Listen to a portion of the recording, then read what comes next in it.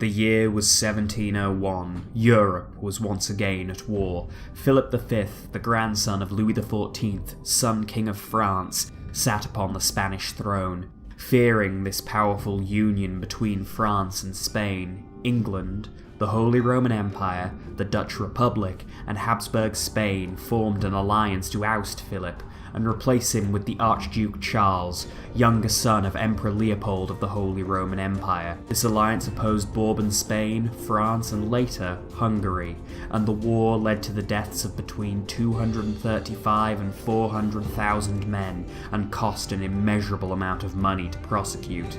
It was known as the War of Spanish Succession. The War of Spanish Succession is often considered a forgotten war, or at least one that certainly doesn't hold the same prominence in historical discussions that the later Napoleonic Wars or the earlier Crusades do. Yet it was a war that defined the power structures of Europe for the rest of the century.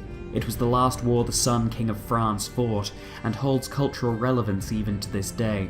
For example, the song Over the Hills and Far Away, made popular by the television adaptation of the Sharpe novels, was in fact written during this war, and its original lyrics referred to Queen Anne, a criminally forgotten monarch given that she was the first Queen of Great Britain following the 1707 Act of Union between England and Scotland.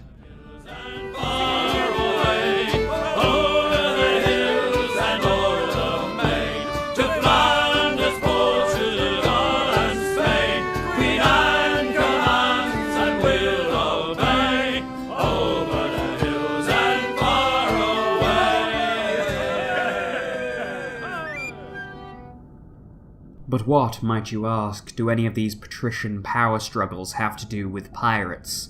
Well, at the time, Spain had been the dominant power in the West Indies, but this was beginning to change.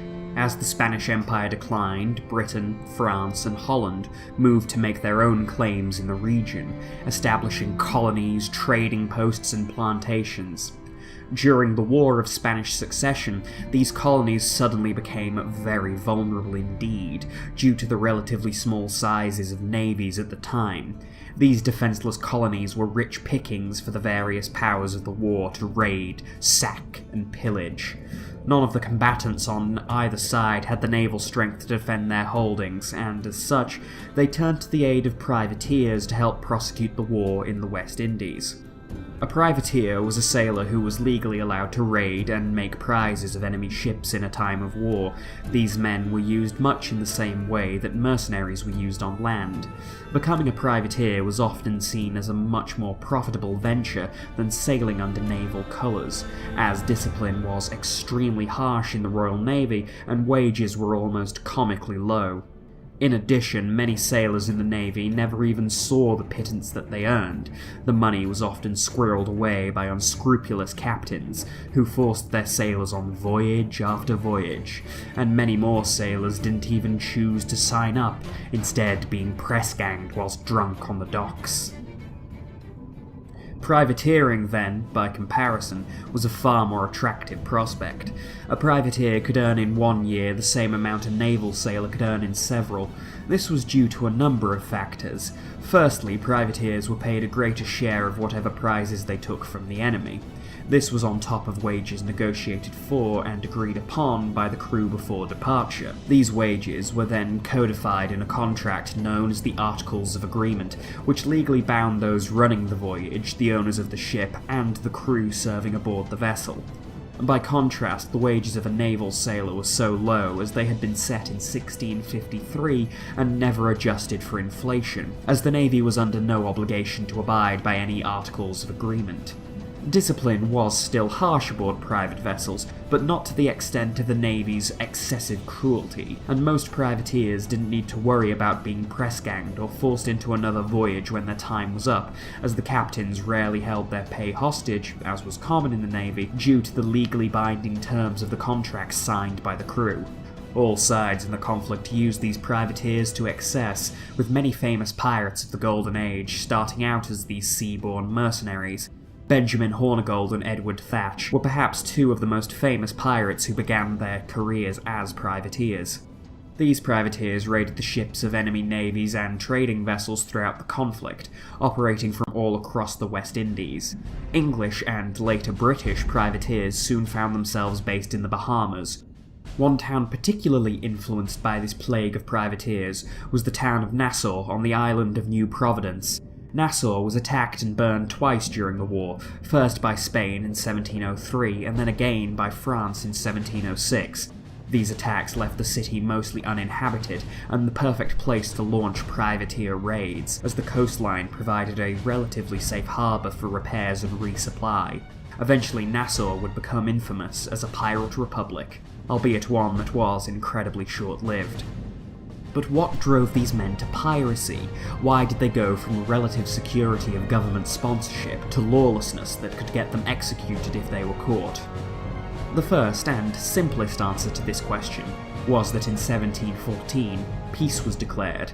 Once the War of Spanish Succession was over, these nations, who weeks before had been sending these men to murder and steal for queen and country, no longer needed or hired privateers. This left thousands of men who were already highly trained in theft on the high seas out of legitimate work. In addition, the end of the war meant that trade ships could safely traverse the Caribbean, leading to even richer pickings than during the war. For many privateers, piracy seemed like the only logical choice.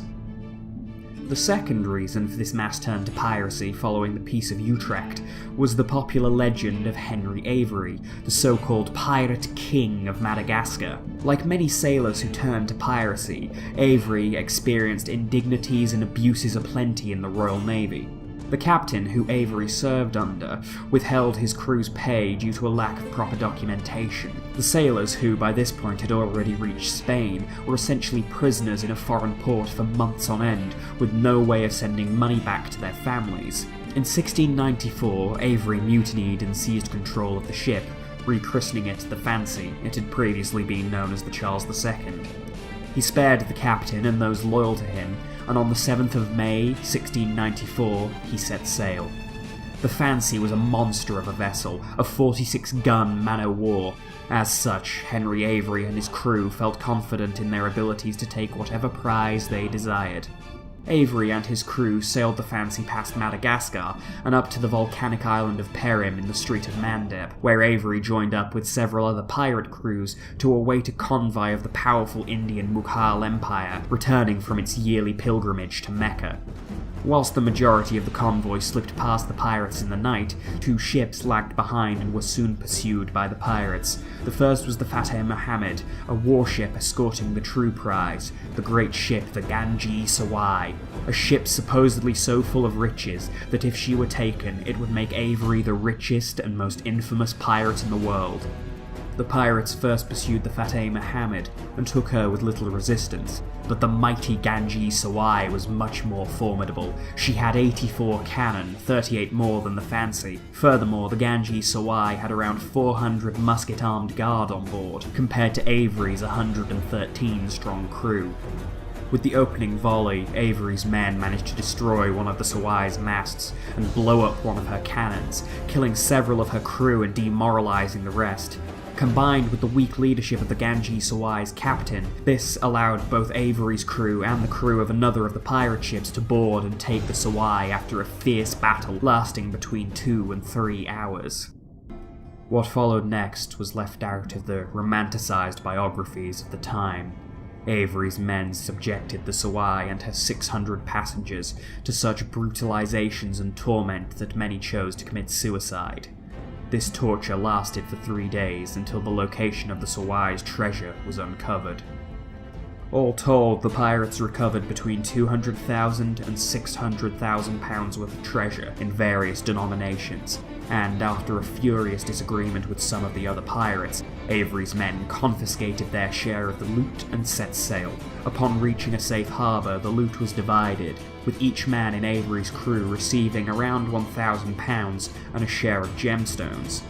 Each share was equal to roughly £128,000 in today's money, more than legitimate sailors made in their lifetime. In one brutal raid, Henry Avery and his crew had become the richest pirates in the world. Months later, Avery and his crew sailed the Fancy to Nassau, bribed the local governor, sold the Fancy and bought a new, smaller ship, using which they sailed back to Britain, and upon landing in Ireland in 1896, most of the crew promptly vanished, becoming legends overnight.